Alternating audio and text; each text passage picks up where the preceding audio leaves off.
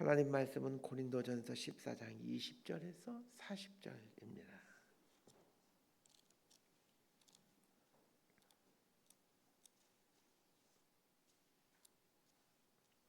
고린도전서 14장 20절에서 40절까지 말씀 번갈아 가면서 읽습니다. 제가 먼저 읽겠습니다. 형제들아, 지혜는 아이가 되지 말고 악에는 어린아이가 되라. 지혜는 장성한 사람이 되라. 율법에 기록된 바 주께서 이르시되 내가 다른 방언을 말하는 자와 다른 입술로 이 백성에게 말할지라도 그들이 여전히 듣지 아니하리라 하였으니, 그러므로 방언은 믿는 자들 위하지 아니하고 믿지 아니하는 자들 위하는 표적이나 예언은 믿지 아니하는 자들 위하지 않고 믿는 자들 위함이니라. 그러므로 온 교회가 함께 모여 다 방언으로 말하면 알지 못하는 자들이나 믿지 아니하는 자들이 들어와서 너희를 미쳤다 하지 아니하겠느냐. 그러나 다 예언을 하면 믿지 아니하는 자들이나 알지 못하는 자들이 들어와서 모든 사람에게 책망을 들으며 모든 사람에게 판단을 받고 그 마음에 숨은 일들이 드러나게 되므로 엎드려 하나님께 경배하며 하나님이 참으로 너희 가운데 계신다 전파하리라. 그런즉 형제들아, 어찌할까? 너희가 모일 때 각각 찬송시도 있으며 가르치는 말씀도 있으며 계시도 있으며 방언도 있으며 통역함도 있나니 모든 것을 덕을 세우기 위하여 하라. 만일 누가 방언으로 말하거든 두 사람이나 많아야 세 사람이 차례를 따라하고 한 사람이 통역할 것이요 만일 통역하는 자가 없으면 교회에서는 잠잠하고 자기와 하나님께 말할 것이요 예언하는 자는 둘이나 셋이나 말하고 다른 이들은 분별할 것이요 만일 곁에 앉아 있는 다른 이에게 계시가 있으면 먼저 하던 자는 잠잠할지니라. 너희는 다 모든 사람으로 배우게 하고 모든 사람으로 권면을 받게 하기 위하여 하나씩 하나씩 예언할 수 있느니라. 예언하는 자들의 영은 예언하는 자들에게 제재를 받나니 하나님은 무질서의 하나님이 아니시오 오직 화평의 하나님이시니라. 모든 성도가 교회에서 함과 같이 여자는 교회에서 잠잠하라. 그들에게는 말하는 것을 허락함이 없나니 율법에 이른 것 같이 오죽 복종할 것이며 만일 무엇을 배우려거든 집에서 자기 남편에게 물을지니 여자가 교회에서 말하는 것은 부끄러운 것이라. 하나님의 말씀이 너희로부터 난 것이냐 또는 너희에게만 임한 것이냐. 만일 누구든지 자기를 선지자나 혹은 신령한 자로 생각하거든 내가 너희에게 편지하는 이 글이 주의 명령인 줄 알라. 만일 누구든지 알지 못하면 그는 알지 못한 자니라. 그런즉 내 형제들아, 예언하기를 사모하며 방언 말하기를 금하지 말라. 40절 함께 읽습니다. 모든 것을 품위 있게 하고 질서 있게 하라. 아멘. 언젠가 텔레비전에서 스님과 수녀들이 나오는 다큐멘터리를 본 적이 있습니다. 베네딕트 수도원의 수녀들 한 7, 8분이 대구에 있는 한 사찰을 방문하여 스님들과 만남을 갖는 내용이었습니다. 스님들과 수녀님들이 대화하는 내용을 들으면서 이 불교와 캐톨릭에 대해 알지 못했던 것들 몇 가지를 아는 유익함도 있었습니다. 스님들이 고기를 먹지 않는다는 것은 잘 알고 있었지만 채소 중에도 먹지 않는 채소가 있다는 것을 처음 알게 되었습니다. 스님들은 마늘을 먹지 않는다고 합니다. 찐 마늘은 음심, 음란한 마음을 생기게 하고 생마늘은 진심, 분노하는 마음을 자극하기에 먹지 않는다라고 하면서 마늘을 먹지 않는다고 했습니다. 밥을 먹고 잠을 자고 사람들과 이야기를 하는 것 같은 일상적이고 아주 소박한 것들을 불교에서는 공양이라고 부릅니다. 존경하는 마음으로 곡물을 올려드리는 것을 공양이라고 하는데 스님들은 밥을 해서 나눠 먹는 잠깐 차를 마시고 이야기를 하는 이런 사소한 일들도 공양이다라고 말을 하였습니다. 이 공양이라고 부르는 이유를 설명해 주는데 이 사소한 일상들이 진리를 깨달을 수 있는 깨달음의 통로가 될 수 있기에 공양이라고 부른다고 하였습니다.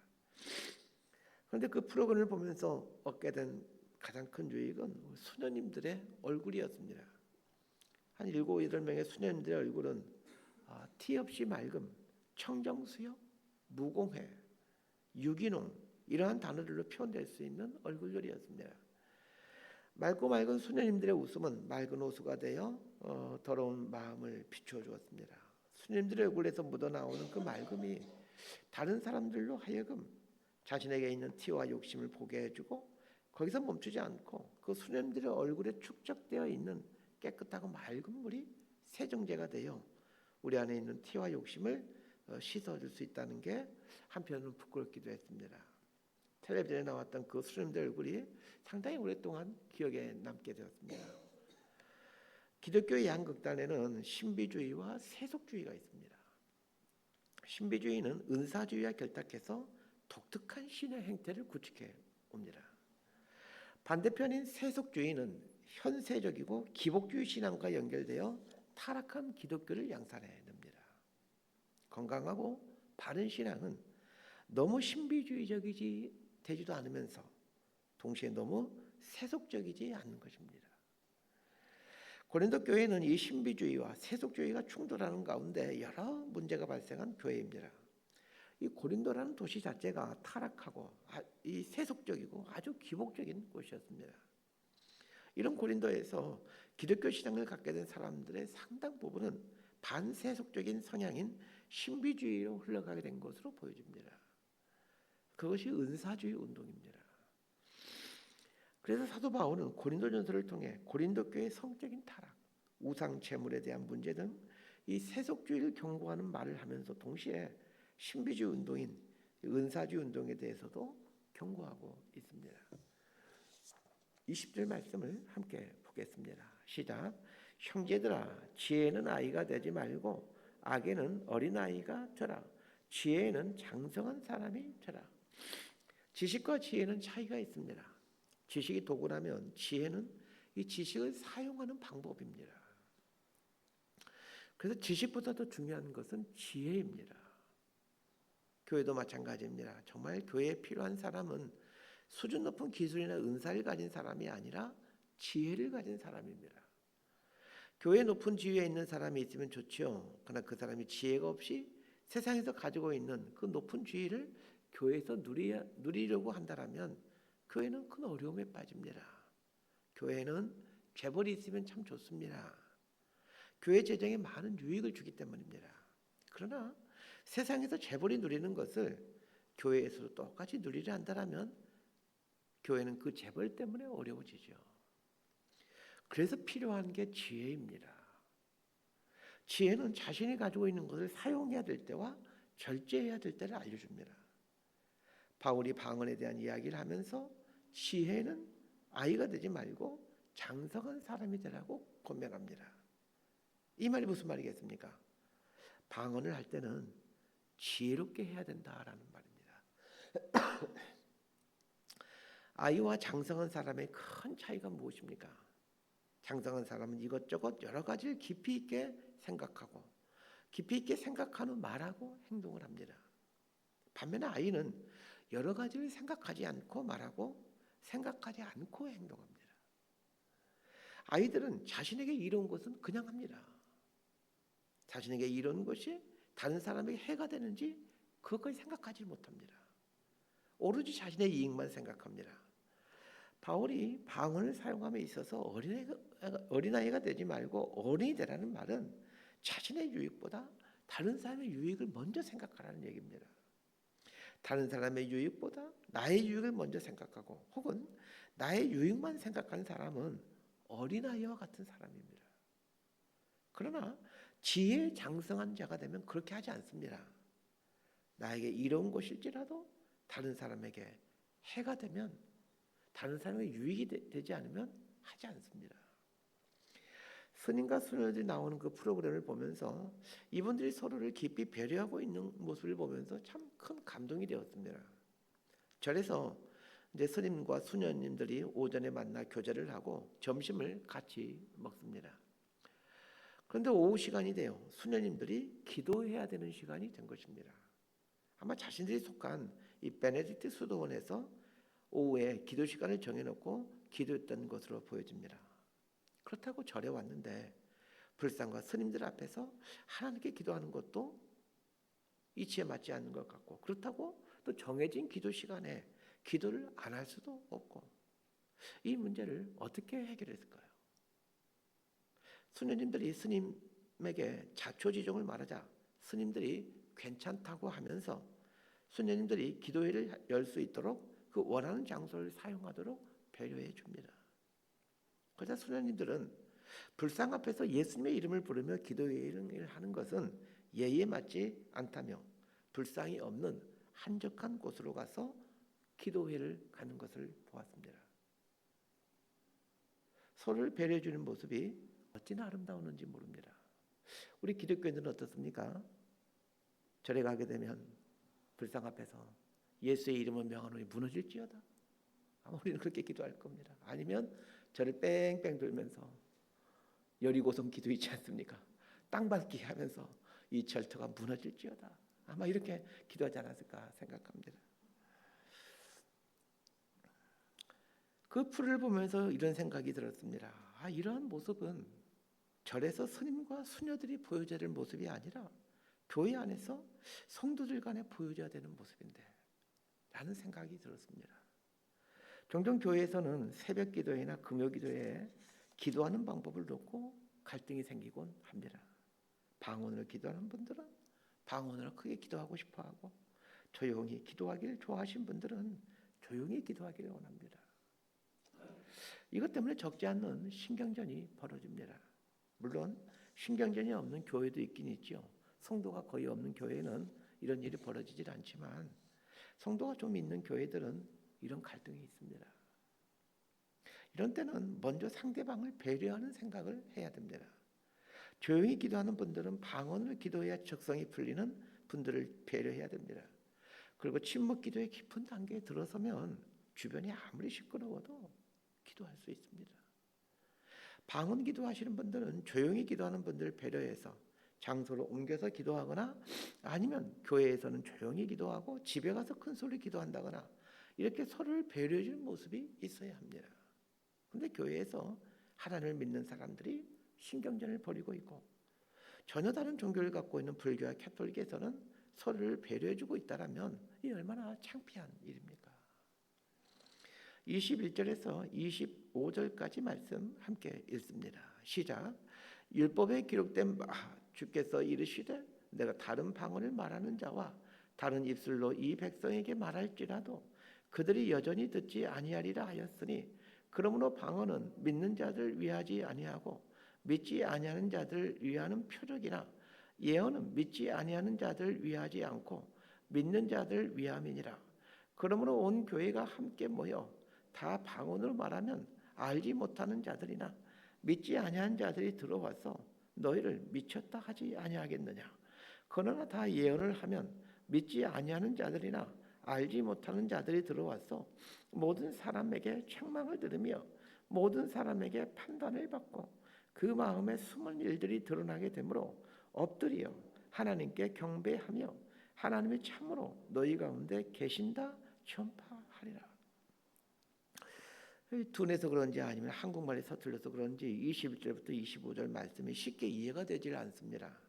22절에는 방언이 믿지 않는 사람을 위한 표적이다라고 말하면서 23절에서는 방언하는 사람들이 방언으로 말하면 믿지 않는 사람들이 이 사람들이 미친 사람들 아니야? 하면서 오히려 덕이 되지 못한다라는 말을 하고 있습니다.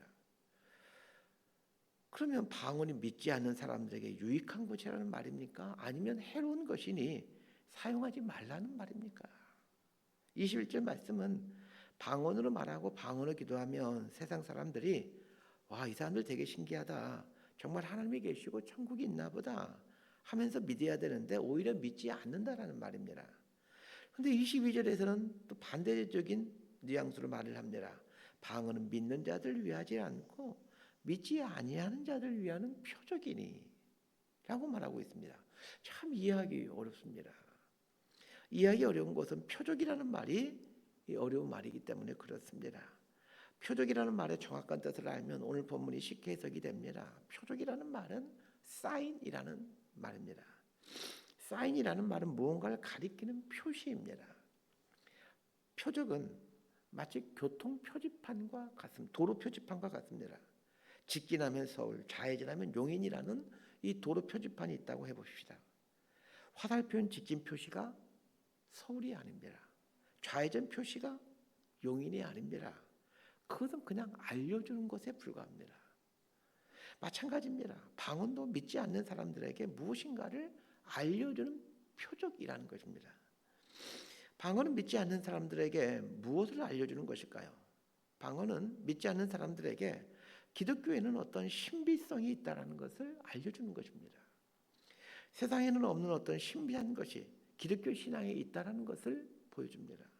그런 의미에서 방언은 믿지 아니하는 자들을 위한 표적, 사인이라고 말합니다. 믿지 아니하는 자들에게 우리 기독교에는 신비하고 특별한 뭔가가 있어 이렇게 알려주는 것까지는 참 좋은데 계속해서 방언을 사용하게 된다면 방언을 못하는 세상 사람들은 이 사람들이 미친 사람들 아닌가 하면서 오히려 기독교를 비난하게 된다는 말입니다. 즉 방언을 지혜롭게 사용해야 된다는 얘기입니다.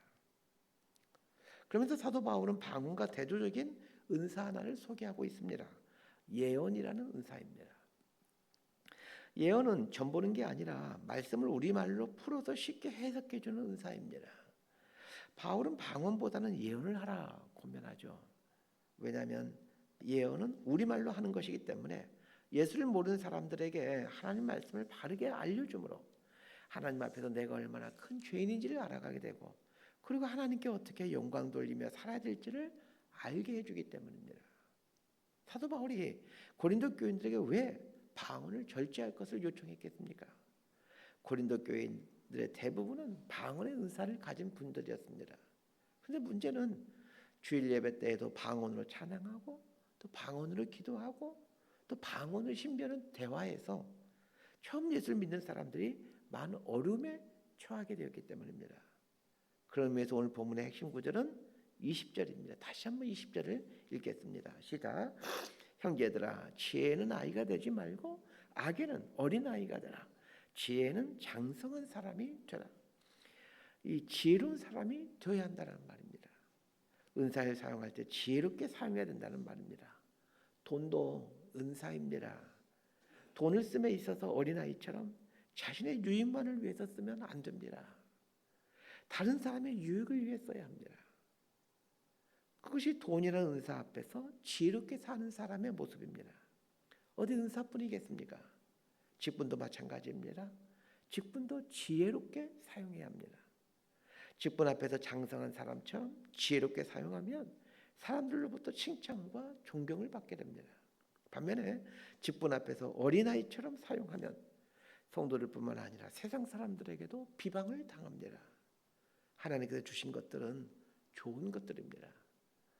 중요한 것은 하나님이 주신 좋은 것들을 어린아이처럼 쓰지 말고 지혜로운 어른처럼 사용해야 된다는 것입니다. 말씀 정리합니다. 성숙해 간다라는 것은 무엇일까요?